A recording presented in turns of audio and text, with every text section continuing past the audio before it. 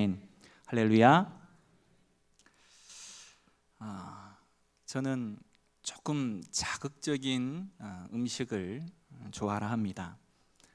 요즘 최근에 여러 가지 유전자 변형을 통해서 여러 가지 채소들이 맛도 모양도 많은 변형을 통해서 사람들이 먹기에 좋게 또 좋은 모양으로 만들어내는 경우가 있습니다.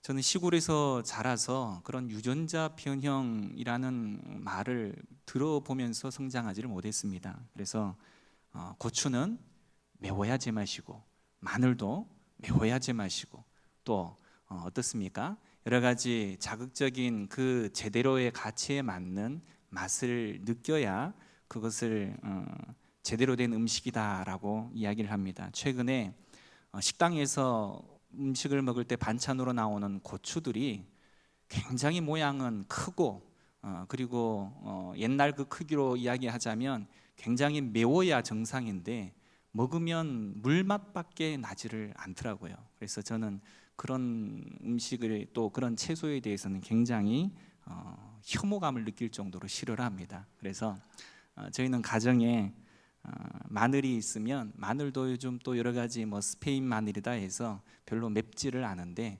토종, 의성, 육종 마늘 그리고 이것을 또 잘라서 먹는다, 익혀서 먹는다 별로 싫어를 합니다. 통째로 그냥 찍어서 반찬으로 먹습니다. 고추도 아시는 것처럼 청량만 되도록이면 먹으려고 합니다.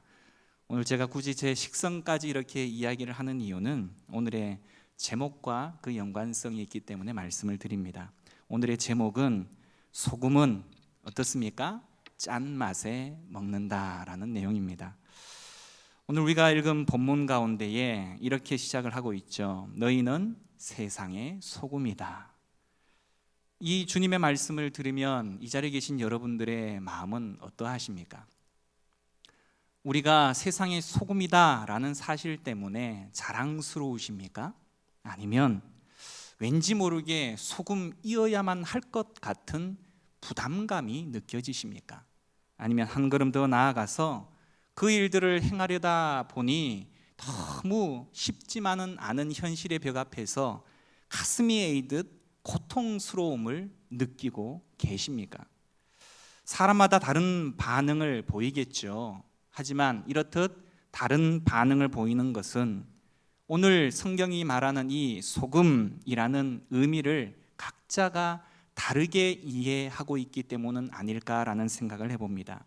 게다가 세상의 소금이라는 표현은 최근에 너무나도 가볍게 쓰이는 데에 문제가 있다고 봅니다. 세상의 소금이라는 말은 낭만적으로 어떤 일을 칭찬하거나 격려의 용도로 쓰이는 것 또는 성경에서 말하는 그 세상의 소금과는 너무나 간격이 있는 그런 내용이겠죠. 세상의 소금이다 너희들은 라고 말씀하신 다음에 맛을 잃었을 때에 심판이 붙어 있기 때문에 우리는 이 말씀을 읽을 때에 왠지 모를 불안감에 휩싸이게 될 것입니다. 소금이 만일 그 맛을 잃으면 무엇으로 짜게 하리요? 후에는 아무 쓸데없어 다만 밖에 버려져 사람에게 밟힐 뿐이니라 라고 말하고 있다는 것입니다. 많은 그리스도인들이 너희들은 세상의 소금이라는 이 명제, 다시 말해서 이 말 자체는 너무나 좋아합니다. 하지만 어떻게 해요? 맛을 잃어버렸을 때의 상황, 그것은 우리가 지나가 버리기를 원하고 피하기를 원한다라는 것입니다. 어느 소설가가 자신의 수필에서 오늘 이 소금에 대한 성경이 말하는 내용들을 간파를 하고 또한 그것을 잘 표현한 글이 있어서 제가 잠시 소개할까 합니다. 주님, 하필 왜 소금이 되라고 하십니까? 저는 싫습니다. 저는 태어난 것에 보람도 좀 느끼고 싶고 나름 남의 눈에 띄는 무엇인가가 되고 싶습니다. 될 수 있으면 남보다 우뚝 서서 칭찬도 받고 싶고 사랑도 존경도 받고 싶습니다. 꽂히고 싶고 별이고 싶고 나무이고 싶고 파도이고 싶습니다. 세상 만물 하고 많은 것 중에 왜 하필 소금이라니요? 아무리 생각해도 소금이 되려고 이 세상에 태어나지는 않았다고 생각이 됩니다. 왜 그렇게 싫으냐고요? 우선 자기 모습을 드러내지 않고 숨어 있어야 하기 때문이죠. 소금된 보람을 느끼려면 모습이 좀 드러나야 하는데 소금 그 자체로는 벌품도 없거니와 혀에 닿는 맛을 즐기는 이는 아무도 없습니다. 그럼에도 불구하고 만약 짠맛을 잃기라도 할 것이면 주님 말씀대로 당장 버림을 받겠지요. 제 구실을 해도 인기도 없고 그 단 한 가지 구실 외엔 다른 아무짝에도 쓸모없고 제 몸을 숨기고 남에게 스며들므로 비로소 남을 썩지도 않게 만나게도 만드는 게 되라니요. 억울해서라도 못해 먹겠습니다. 어떻게 태어난 인생인데 남 좋은 일만 하라 하십니까? 주님, 저는 주님의 언행을 소금 삼아 간이 맞는 인간이 되려고 노력할 테니 제발 다시는 저에게 소금이 되라는 말은 하지 마십시오. 자, 그런데 더 심각한 것은 세상의 소금이기 위해서는 엄청난 대가를 치러야 한다고 성경은 말하고 있다는 것입니다. 소금이 짠맛을 유지하기 위해서는 우리의 삶 전체를 하나님께 드려야 할지 모르고 또한 우리 신체의 일부를 포기해야 할지도 모른다는 것입니다. 이처럼 너희는 세상의 소금이라는 말씀은 우리의 생명과 몸을 요구하는 가공할 만한 선언이다라는 것이죠. 먼저 너희는 세상의 소금이라는 말을 제대로 이해하기 위해서는 다시금 성경으로 돌아가 보아야 합니다. 우리가 읽지는 않았지만 오늘 13절 이전에 10절부터 12절까지의 말씀을 가만히 보실 것 같으면 예수께서는 제자들에게 너희들이 세상에서 칭찬받고 인정받는 게 아니라 의의를 위하여 박해받고 나 때문에 욕을 먹게 될 것이다. 그러나 걱정하지 말라. 그것이 너희에게 복이니까. 그러면서 박해를 받을 때 오히려 즐거워하고 기뻐하라라는 것입니다. 왜냐하면 그들에게 천국이 주어지게 될 것이고 그 천국에서 그들의 상이 클 것이다 라고 말씀하고 있기 때문이다라는 것입니다. 뿐만이겠습니까? 그들 이전에 선지자들도 박해받았기 때문에 너희들이 세상에서 나로 인해 박해를 받게 된다면 이는 선지자의 계보를 잇는 것이고 선지자의 후예가 되는 것이다 라고 말씀하고 있는 것입니다. 이렇게 주님께서는 그의 제자들이 박해받게 될 것이라는 사실을 언급한 다음에 비로소 오늘 우리가 읽었던 너희는 세상의 소금이니라고 말씀하신 것입니다. 그렇다면 도대체 박해와 소금 사이에는 무슨 관련이 있는 것입니까? 이를 알려면 성경에서 소금이 어떠한 용도로 사용되었는지를 알아야 하는데 현대 교인들은 소금이 주로 음식에 간을 내는 데 사용되기 때문에 소금 그러면 음식과 연관시키는 경향이 있습니다. 그러나 성경에서는 소금은 음식의 맛을 내는 용도보다도 제사의 용도로 더 많이 쓰이고 있다는 사실입니다. 특별히 소제, 즉 곡물 제사를 드릴 때 소금은 필수적인 내용입니다. 레위기 2장 13절 말씀에 이렇게 이야기를 합니다. 네 모든 소제물에 소금을 치라. 네 하나님의 언약의 소금을 네 소제에 빼지 못할지니 네 모든 예물에 소금을 드릴지니라. 아멘. 곡물 제사인 소제를 드릴 때에 소금을 쳐라. 언약에 소금을 쳐라. 네 모든 예물에 소금을 드려라. 이렇게 소금을 3번이나 강조한 이유가 무엇일까요? 소금은 어떤 상황, 어떤 조건에서도 변하지 않기 때문입니다. 우리가 과학적으로 오늘날 알고 있는 소금의 성격을 바로 고대인들도 알고 있었다라는 것이죠. 소금은 물에 녹든지 얼든지 끓이든지 다른 물질과 섞이든지 그 맛이 남는다는 사실을 알고 있었기 때문에 소제를 드릴 때에 소금을 치는 그 이유는 바로 하나님과 예배자 사이에 맺은 관계는 절대 변하지 않는다는 것을 보여주시기 위함이다라는 것입니다. 다시 말해서 하나님께서 예배자를 절대 버리시지 않으실 것과 또한 그것 때문에 예배자 역시도 제사 드릴 때에 하나님 앞에서 절대 하나님에 대한 그 신뢰를 변하지 않을 것을 맹세하며 소제물에 소금을 쳤다라는 것입니다. 그렇다고 한다면 성경에서 소금은 변하지 않는 것을 상징하는 불멸의 상징, 즉 예수께서 너희는 세상의 소금이라 하시는 것은 어떠한 상황, 어떠한 조건, 다시 말해서 박해를 받고 욕을 먹는 그러한 상황 가운데에서도 하나님을 믿는 제자는 그 독특한 맛을 절대로 잃어서는 아니 되고 변해서는 안 된다라는 것을 강조하기 위함이다라는 것입니다. 여러분, 그렇다면 우리는 어떠합니까? 우리는 정말 이 소금의 내용처럼 어떤 상황에서도 변하지 않는 소금의 모습을 우리의 삶 가운데 보이고 살아가고 있느냐라는 것입니다. 박해받고 욕먹고 하더라도 절대 변하지 않느냐라는 사실입니다. 아니면 조금만 힘들어도 흔들리며 주님을 원망하지는 않느냐라는 것이죠. 어떤 환경에도 변하지 않고 어떤 시대의 시류에도 흔들리지 않는 제자의 모습, 이것이 오늘 주님이 교회에 요구하고 있는 소명이다라는 사실을 우리는 잊지 말아야 합니다. 그런데 놀랍게 예수께서는 소금이 그 맛을 잃을 수 있다라고 경고하고 있다라는 사실입니다. 우리가 알다시피 진짜 소금은 시간이 지난다 하여 그 맛을 잃는 법이 없습니다. 그런데 만일 소금이 한번 그 짠맛을 잃어버리면 절대로 다시금 회복할 수 없다라는 것이죠.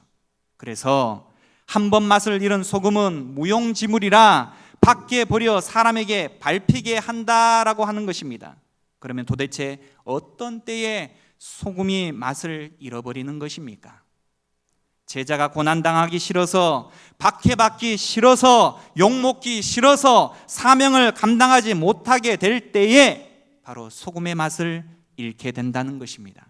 결국 세상의 소금으로 짠맛을 잃지 않으려면 제자는 고난당할 각오가, 박해받을 각오가, 핍박받을 각오가 되어 있어야 한다라는 사실입니다. 단지 바깥으로부터 오는 고난과 박해뿐만이 아니라 소금의 짠맛을 잃지 않기 위해서는 신체의 일부를 잘라내어야 하는 고통도 감수해야 한다라는 사실입니다. 마가복음 9장 43절을 한번 펼쳐보기를 원합니다. 오늘 읽은 본문과 동행 구절이 될 것 같습니다. 마가복음 9장 43절 이하를 보시면 예수님께서는 제자들에게 아주 심각한 이야기를 하고 계십니다. 만일에 제자들이 지극히 작은 자 하나를 실족하게 하면 차라리 연자 맷돌을 매달고 물속에 빠지는 것이 낫다. 만일 네 손이 범죄하게 하거든 잘라버리라. 왜 이렇게 말씀하시는 것입니까? 제자들이 소금의 짠맛을 잃게 되면 손으로 범죄함에도 잘라버리지 않고 그대로 내버려 두고 범죄하게 한다면 마지막 심판 때에 지옥불을 만나게 될 것이다 라는 것입니다. 따라서 우리 손과 발이 우리를 범죄하게 하거든 손과 발 잘라내고 눈을 빼내버리라 라는 것입니다. 장애인으로 영생에 들어가는 것이 두 손, 두 발, 두 눈을 가지고 지옥에 들어가는 것보다 낫다는 것이죠. 그 이유는 지옥에는 구더기도 죽지 아니하고 불도 꺼지지도 않는 곳이기 때문이다라는 것입니다. 따라서 제자들이 마지막 심판 때에 지옥의 불을 당하지 않으려면 어떻게 해야 하는 것입니까? 주님은 49절에 불러서 모든 사람이 소금을 치듯 함을 받아야 된다라고 말씀하고 계시는 것입니다.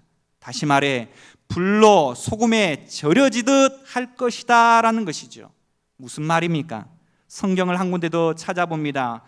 화면을 보셔도 되겠습니다. 에스겔서 43장 24절 말씀에 나 여호와 앞에 받들어다가 제사장은 그 위에 소금을 쳐서 나 여호와께 번제로 드릴 것이며 라고 말씀하고 있습니다. 이것이 힌트입니다. 번제는 하나님께 제물 전체를 불에 태워서 모두 다 드리는 제사의 일종입니다. 제사 드리는 사람이 먹을 것이 없는 것이죠. 번제를 드릴 희생제물을 소금에 절인 다음에 불로 태워서 하나님께 드려야 되는 것입니다. 따라서 모든 사람이 불로 소금에 절여지듯 할 것이다 라는 말은 번제물이 소금에 절여진 다음에 불에 태워서 여호와께 드려지는 것처럼 마지막 심판 때에 지옥의 불을 면하려면 모든 제자들이 그리스도의 고난과 죽음에 동참하는 희생 제물로 자신의 삶을 하나님께 드려야 한다라는 이야기인 것입니다. 제자들이 소금의 맛을 잃지 않고 마치 소금에 절인 번제물처럼 되어 변하지 않고 하나님 앞에 자신을 불로써 제물로 하나님께 드리는 삶이 있어야 마지막 심판 때에 지옥의 불을 경험하지 않게 된다는 것입니다. 심지어는 자신의 손과 발과 눈이 범죄하면 손과 발은 잘라내고 눈은 뽑아낼 각오를 하고 살아야 이 세상 사람들 앞에서 우리가 세상의 소금이 된다라는 것입니다. 저는 사실 소금과 빛이라는 제목으로 말씀을 다루기로 하고 그렇게 시작했다가 결국에는 소금만 남았습니다. 말씀을 준비하면서 깨달은 사실은 그간 내가 알고 있었던 소금에 대한 피상적인 내용과 성경이 말하는 소금의 의미는 상당한 간격이 있었다라는 것입니다. 사랑하는 성도 여러분, 우리는 과연 짠 소금의 맛을 유지하기 위해서 어떤 결단을 하고 살아가십니까? 내 손이 범죄하면 내 손을 잘라버릴 결단이 있습니까? 비록 그리스도인은 아니지만 더러운 손을 잘라낸 선비가 바로 우리 한국 역사에 있었습니다. 병자호란 때 인조가 남한산성에서 내려와서 한강가 삼전도 나루터 청나라 진 앞에 무릎을 꿇고 머리를 조아려 항복을 했는데 그때 항복의 역사를 적은 비석의 비문을 쓰기를 강요받은 사람이 선비 오준이라는 사람입니다. 칼날의 위협을 받으면서 비문을 쓴 다음에 돌아와서 비문을 쓴 자신의 오른손을 잘라버렸습니다. 자발적으로 한 일이 아니었음에도 불구하고 더러운 손이라 하여서 자기 손을 잘라버린 것입니다. 물론 주님은 문자적으로 손을 잘라내라고 하신 것은 결코 아닙니다. 그만큼 단단히 각오하고 살라라는 것이죠. 세상의 소금이라는 것은 그냥 약간 성격이 강직하고 사람이 보기에 좀 모범적이고 그저 어느 정도 겉으로 보기에 그럴싸하면 되는 것이 아니라는 것입니다. 역사 이래로 정계나 학계, 문화계에 기독교인이 지도자로 세워지기를 우리 선조들은 기도하고 또한 노력하고 그렇게 되었습니다. 하지만 그들 중 상당수 분들이 자신의 신앙의 면모를 자신의 자리에서 보여주지 못하고 도리어 변질됨으로 인하여서 말씀대로라면 그 맛을 잃어버림으로 도리어 기독교는 세상의 물매를 맞고 있는 것이 현실의 모습입니다. 하지만 이런 모습을 보면서 우리는 그분들을 마냥 쉽게 비난만은 할 수 없는 것입니다. 그동안 적지 않은 그리스도인들이 세상의 소금으로 짠맛을 유지하기 위해서 자기 몸의 일부를 절단하는 각오로 그렇게 산 것이 아니라 대강 세상의 욕망을 따라서 교회 안에서만의 신자로 제대로 그 짠맛을 드러내지 못하고 살아온 것을 부인할 수 없다는 것입니다. 지도자들을 욕하면서도 어느새 나도 똑같이 죄악을 행하기를 주저하지 않으면서 오히려 자신의 죄를 합리화, 정당화시키고 있지는 않느냐라는 것입니다. 사회 법률적인 수많은 부조리와 범죄 행위를 일일이 거론하지 않는다 할지라도 신앙인의 가장 기본이 되는 하나님께 드려드리는 우리의 시간과 물질과 힘을 아까워하지는 않느냐라는 말입니다. 하나님 앞에서도 이러한데 세상의 법 앞에서는 말할 것도 없을 것입니다. 나름의 인격과 도덕성을 유지한다 할지라도 이런 모습이라면 절대 우리는 세상의 소금이 될 수 없는 것입니다. 그래서 주님은 오늘 우리가 읽었던 본문 마태복음 5장 13절에 너희는 세상의 소금이라 라고 말씀하신 다음에 20절에 가서 너희 의가 서기관과 바리새인보다 더 낫지 못하면 결코 천국에 들어가지 못하리라 라고 못을 받고 계신 것입니다. 서기관과 바리새인은 겉으로 볼 때 정말 훌륭한 신자들입니다. 그러나 주님이 이야기하는 세상의 소금은 그러한 외형적인 경건한 모습을 가진 훌륭한 정도의 의가 아니라 그것을 초월한 의를 이야기하고 있는 것입니다. 수년 전 KBS에서 한 신부를 다룬 스페셜 프로그램을 방영한 적이 있습니다. 그는 어린 시절 아버지를 여의고 부산 자갈치 시장에서 삭바느질을 하며 10자녀를 키운 어머니 밑에서 자랐습니다. 하지만 열심히 공부해 의사가 되었지만 안정된 미래를 버리고 성직자가 되어서 아프리카 남부 수단 톤즈라는 곳으로 떠나게 됩니다. 섭씨 50도가 넘는 땅 톤주에서 오직 유일한 의사로서 하루 300명 이상의 환자를 보며 잠도 제대로 못 자는 가운데 병원과 학교를 지어서 가르치고 밴드를 만들어서 악기를 가르치고 지휘까지 하였습니다. 특별히 아무도 돌보지 않는 한센병 환자들에게 애정을 보여서 급할 때는 장갑을 끼지도 않은 채 환자들을 돌보기도 했습니다.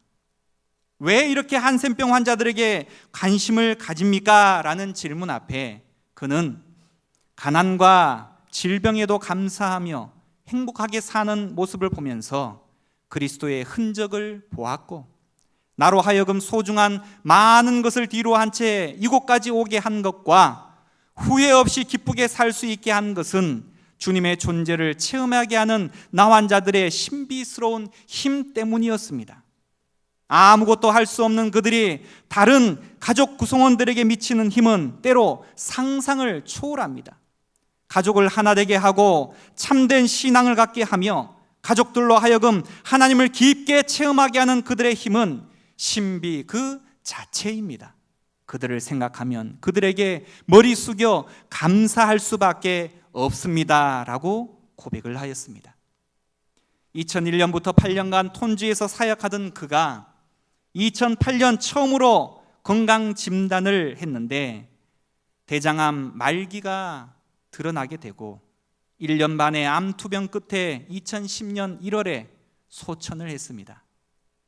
KBS 스페셜 프로그램이 톤주의 땅을 방문해서 한센병 환자들을 만나서 그의 사진을 보여주니까 그는 성경에서 나오는 하나님과 같은 분이셨습니다 라고 울면서 증언을 하였습니다. 저는 이분을 비롯해 주를 위해 생명도 아까워하지 않고 삶을 들여 하나님을 증거하는 수많은 분들의 이야기를 들으면서 목사로서 세상에 소금이 되기 위해서 나는 어떤 대가를 치르고 있는지에 대해 저 스스로를 돌아보면서 한없이 부끄러워지기 시작을 했습니다. 만일 주님이 너희는 세상의 소금이냐라고 묻는다면 우리는 부끄럽게도 그렇지 못합니다 주님 이렇게 고백할 수밖에 없는 형편 아닙니까? 왜 우리가 이렇게 되었냐라는 것입니다. 하나님의 나라와 그의 의를 구하면 이 모든 것을 채워주시리라 라는 소금 약속을 믿지 못하고 세상의 물질에 현혹되었기 때문이 아니냐라는 것입니다. 우리는 세상의 소금이라고 하기에 우리의 삶이 너무 세상과 밀착된 것은 아니냐라는 것입니다.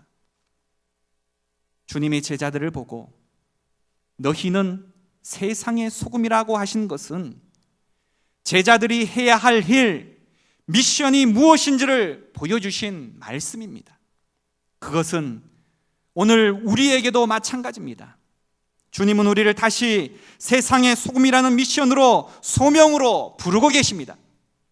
물론 세상의 소금으로 살아가는 그 사명은 결코 쉬운 일이 아닙니다. 소금에 절여서 불로 태워 하나님께 드리는 번제물처럼 살아가는 것이 어찌 쉽단 말입니까? 소금의 맛을 잃지 않기 위해서 몸의 일부를 절단하기까지 주님의 그 말씀의 심각성을 깨닫고 세상의 소금처럼 살아가는 것은 어려운 일입니다. 그렇기에 세상의 소금으로 살라라는 주님의 말씀은 가공할 만한 교회의 소명이 되는 것이다 라는 것이죠. 그렇다면 이 가공할 만한 교회의 소명을 연약한 우리가 어떻게 감당할 수 있느냐라는 것입니다. 최근 전자기기의 휴대성이 대세인데 1kg 가까운 무게의 그 무게를 공공연하게 드러내놓고 카메라 제품을 광고하는 내용 하나가 저의 눈에 띄었습니다. 저희 회사의 이 카메라는 무겁습니다. 정말 무거우신가요? 라는 질문과 함께 광고 속 여성 모델이 카메라를 들고 있는 반대편 손으로 강아지를 들어서 품에 안기도 하고 마지막으로는 어린 아이를 번쩍 들어 올리는 모습으로 바뀌면서 자막이 화면 아래로 이렇게 지나갑니다. 이들을 안을 때 우리는 무겁다 말하지 않는다. 사랑하니까요. 사랑하는 이들을 가장 아름답게 담아주는 감동의 무게에 비하면 무겁지 않습니다. 사랑하는 성도 여러분, 우리가 주님을 사랑한다면 세상의 소금이라는 우리의 소명은 무겁지 않습니다. 물론 세상의 소금이라는 교회의 소명은 세상이 볼 때에는 무거워 보입니다. 그러나 진정한 교회는 세상의 소금이라는 교회의 소명을 무겁다 말하지 않는다는 것입니다. 왜냐하면 주님을 사랑하기 때문이죠. 세상의 소금의 교회가 져야 할 그 십자가는 세상이 볼 때는 무거울 것입니다. 그러나 진정한 교회는 우리가 져야 할 십자가를 무겁다 말하지 않는다는 것입니다. 왜냐하면 주님이 주신 십자가에 비하면 우리가 져야 할 십자가는 무겁지 않기 때문인 것입니다. 우리는 지금 11월 8일 해피데이 전도 축제를 2주 앞두고 있습니다. 나 혼자 전도하려 애쓴다면 쉽지 않을 일을 교회가 날짜를 정해서 집중적으로 합심하여 기도하고 작정하며 전하는 기간을 통해서 우리 각자의 냉랭한 마음에 불을 지피는 감사한 일이 되었습니다. 그렇다면 우리 모두가 한 마음이 되어서 부끄러운 마음도 주저하는 마음도 두려워하는 마음도 오늘의 말씀에 힘입어서 세상의 소금이라는 제자됨의 소명을 인식해서 이겨내어야 하겠죠. 저 멀리 아프리카까지 생명 걸고 나아가는 선교사는 않을지언정 우리 주변의 이웃들에게 복음을 증가하는 이 일에는 게으르지 않아야 할 것이다 라는 것입니다. 말씀을 정리합니다. 사랑하는 성도 여러분, 주님이 우리에게 말씀하신 소금이 되라라는 명령이 우리의 힘으로만 할 수 있는 사명은 아닐 것입니다. 과학이 아무리 발달해도 짠맛을 대체할 수 있는 물질을 발명하지 못한다고 합니다. 그렇다면 답은 분명한 것이죠. 세상에서 짠맛을 대체할 수 있는 것이 아무것도 없기에 주님은 우리에게 소금이 되라라고 말씀하신 것입니다. 교회마저 나를 믿는 너희마저 그 사명을 이러하고 저러한 핑계 대면서 그 사명을 감당하지 못하면 세상에는 대체할 수 있는 해결책이 없으니까 어려워도 그 사명 감당하라라고 하시는 것입니다. 따라서 너희는 세상의 소금이라라는 말씀을 우리 각자의 가슴에 깊이 새기고 어떠한 조건, 어떠한 상황, 어떤 시류의 변화에서도 절대로 변하지 않는 하나님의 신실한 소금 친구로서 승리하는 우리 모두가 되기를 축원드립니다. 기도합니다. 하나님 아버지, 오늘의 말씀 앞에 저희들을 신실한 주의 일꾼으로 불러주심을 감사합니다. 미래를 바라보고 이 성실교회가 수유동과 강북구와 한반도와 세계의 소금이 되게 하여 주옵소서. 그 일들 가운데에 우리가 빠져나가거나 회피하거나 핑계대는 자의 게으른 모습이 아니라 내가 바로 그 첫째 되는 사람이 되기를 다짐하고 결단하며 우리의 삶을 통해서 그 짠맛을 제대로 드러낼 수 있는 우리 각자가 되기를 간절히 소원합니다. 감사드리며 예수님의